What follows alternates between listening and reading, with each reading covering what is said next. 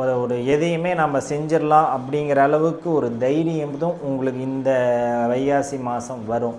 ஒரு சிலருக்கு வந்து ராசியிலே குருவும் அந்த சுக்கிரனும் இணைஞ்சிருக்கிறதுனால குழந்தைகள் ரீதியாக சில சங்கடங்கள் சந்திச்சிட்டு இருந்த மிதுனராசிக்காரர்கள் இருக்கிறீங்க. அந்த சங்கடங்கள் இந்த மாதம் உங்களுக்கு நிவர்த்தி ஆகக்கூடிய மாதமாக இருக்கும். அது என்ன சங்கடம்னா, நம்ம குழந்தைக்கு மருத்துவ செலவு வந்திருக்கும். அந்த 2 எதிரி கிரகங்களா இல்லையா, அதனால் இணைஞ்சிருக்கிறதுனால அந்த மருத்துவ செலவு இனிமேல் உங்களுக்கு இந்த வைகாசி மாதம் இருக்காது. அந்த வீண் மருத்துவ செலவு உங்களுக்கு இருக்காது. அதுக்கடுத்து ராசிநாதன் ராசிக்கே வந்துட்டான். இந்த 3 கிரகங்களும் பார்க்கக்கூடிய இடம் எந்த இடம்? உங்கள் ராசிக்கு 7ஆம் இடம். 3 கிரகங்கள் ராசிக்கு 7ஆம் இடத்துல பார்த்தா என்ன நடக்கும்? உங்களுடைய மனைவிக்கும் உங்களுக்கும் அந்யோன்யம் அதிகரிக்கும்.